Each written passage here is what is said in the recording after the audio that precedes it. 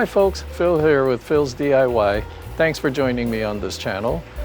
Today is part 3 of my epic DIY project here at the house. As you may have seen in the first 2 videos of this series, I completely demolished the 3 windows that I have in my bedroom, and I completely rebuilt that window system, including all the wood framing and everything around it, and replaced the glass with double pane glass. While I was at it, I decided I'm going to repair some big cracks I had on the inside drywall and a whole lot of cracking on the stucco on the outside. So I did all of that, and the first 2 videos you saw most of that happening. Today's video is the wrap up. I finished it and the finished product looks great. Thank you for joining me, and if you haven't already, please hit that subscribe button, and if you like what I'm doing, give it a thumbs up. Now let's get to the video. Well, this is the start of week 3 in my little project that turned into a major one.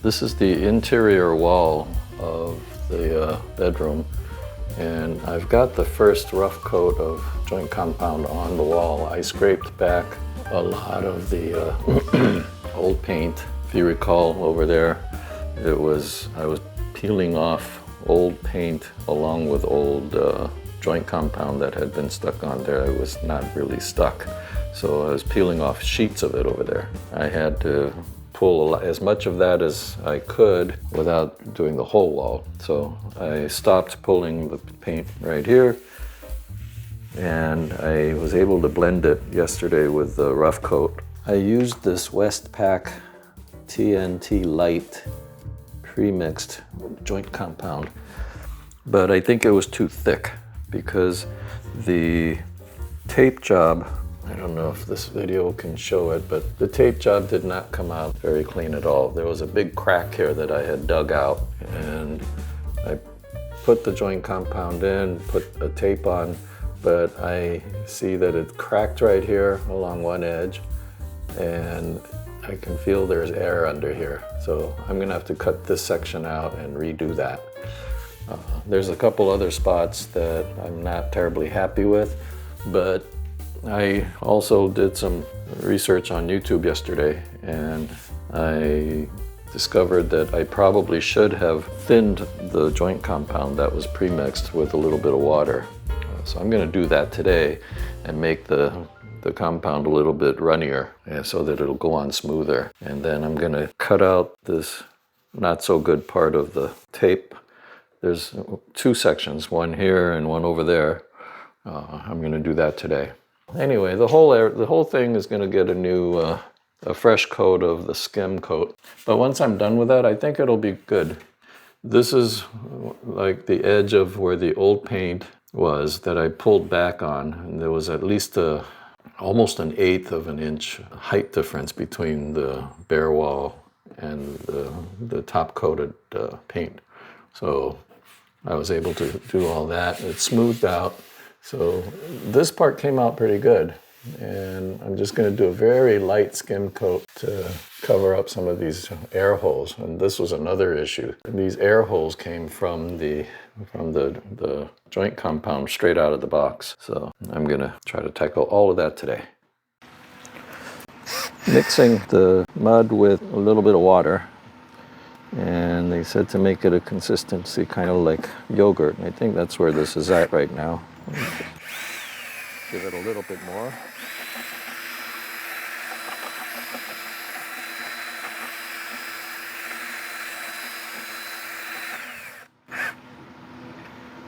And that looks pretty good. Started with that. Now it's a nice creamy texture. Hopefully this will do the trick today. Okay, well, I have finished today's application of skim coat with the slightly thinned joint compound. I'm much more satisfied today than I was yesterday. Yesterday I felt it was only about 50% acceptable. Today everything looks pretty good. So after this dries, I'm going to give it a light sand. Because the joint compound was thinned, I was able to apply it using very thin layers. Once it's dry, it should take minimal sanding. Around here it's already very smooth. A couple of rough spots right here, but light sanding will take care of that. So I'm about 90% satisfied. And then after it's all dry, I'm gonna just do some very minor touch-up on a couple of spots that I saw, and we'll be done, at least with the drywall. And then comes the trim of the border. I think they call it the casing. There's that, and then I have to fill all the holes, nail holes all throughout the frame, and then get it ready for paint. Well, gang, good morning. I finished the primer coat yesterday, and I gotta say it looks great. I had my doubts about how well I could do this, but this is where that crack was, right down here. I filled it, taped it, and then did the mud over it. Quite a lot. I had one patch here where there was a bubble on the tape, so I had to cut that out and redo that. There were some parts where the previous paint and the previous mud was really, stuck, so they left it. So there was a gap of maybe a 1/16 of an inch between the drywall and the top of that. So I had to fill all of that out. I think it was right in here somewhere, but it's gone. And let's see, the other crack was right here, right where the two pieces of the drywall, the original sheetrock, met. And that went straight down here. That is pretty much gone now too. And it didn't even leave much of a bump. And over here, I had left all of this side, the original paint. So where I peeled back as much as I felt comfortable doing, I blended it all back in with the mud, and I gotta say it looks really good. So today I'm gonna give it the final finish paint, and then after that's fully dried in a day or two, I'm going to work on the molding or the casing that goes around the window. Okay, I'm ready to pour the paint. By the way, the Behr paint brand now comes with a lid that has a hole where you can attach a pour spout. So no more of the paint dripping on the side of the can. This is a great invention.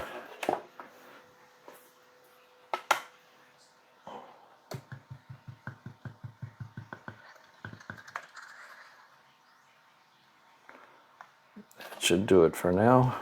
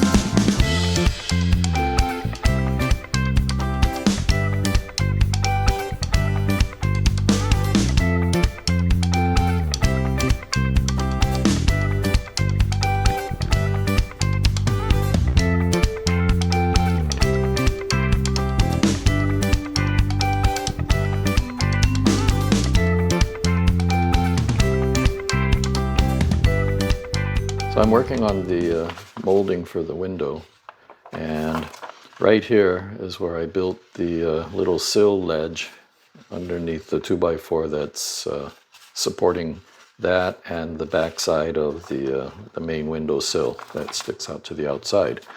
So I have to cut a notch right here where the molding will go. So I devised one of these templates so that I could transfer the lines to the piece of the molding that I need to cut, just like that. So this is that. This was for the other end. So I'm taking this template and transferring the lines onto the piece of molding, and I'm going to cut out the notch piece here and get it to fit right in this spot. I've taped the template onto the board, and I'm going to mark the lines where I need to cut it out.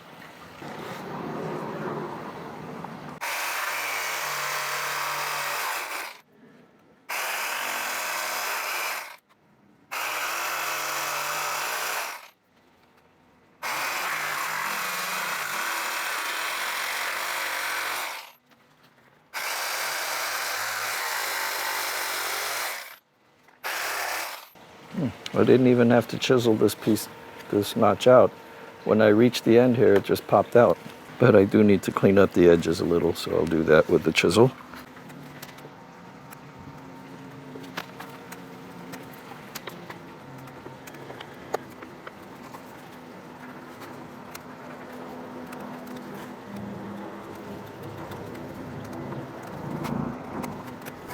Okay, that looks good. Let's go do a dry fit. Okay, well, it looks like this notch is perfect. This notch ended up being cut a little bit too far in. What I want is for this edge to line up with this part of the window frame. And if I do that and make it flush with that trim, then this part is right on, but there's a bit of a gap here. I can live with that because I can fill that with wood filler. And vertically, that's perfect. So I'm going to go with this and nail it in place after I have to miter this. The bottom here is going to get a long piece installed, and it's going to get mitered right here. Same with the top. And this is the right side. A much tighter fit here, but a gap here, so I'm going to be filling that with wood filler. And this side is already nailed in place with the miter up there and a miter down here. Well, gang, I'm done with the window trim. 3 out of 4 miter joints came out looking pretty decent. This one had a bit of a gap because of the way I cut this piece. So I filled it with wood filler. I'm going to sand this down now. And I've filled all of the nail holes where I used my brad nailer to attach the trim. And I used, I don't know what they call, I cut it with the miter saw at an angle and joined them together. It looks pretty okay. And here's the other side on the miter joint. There was a slight gap, which I also filled with wood filler. Up here, I glued it. So there's glue here and also here. And so now I'm going to sand all of these wood filler patch jobs. Oh, and over here where I had that big gap, I put wood filler in here as well. Well, I have all the tape off and it looks pretty good.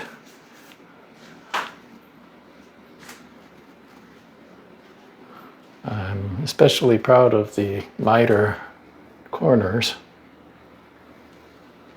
There, there. And the fact that I joined 2 long pieces of the molding, and it's really hard to spot where the joint is. Now that it's painted, you can't see the line. And I have forgotten where it is. Let me see. Ah, it's right here. But you can't see it. And on top, similarly, you cannot see the joint. That's great. And here's the top right miter and the lower right miter. This is one of the little spots that I have to touch up, but that's easy. And then, of course, where I notched the molding to fit this contour of the interior sill and the block. So all in all, I'm pretty happy. So this is the finished product on the outside.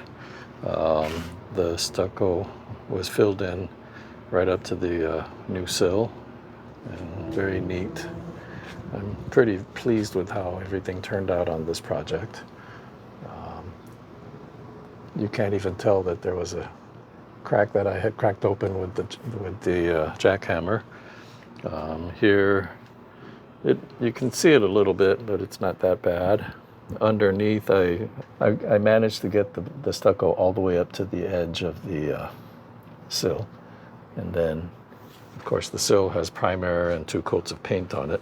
This is the stucco that I had redo the whole strip on, and that came out very nice. With everything sealed and caulked and painted, it looks great, I have to say. I'm very pleased with the outcome of this.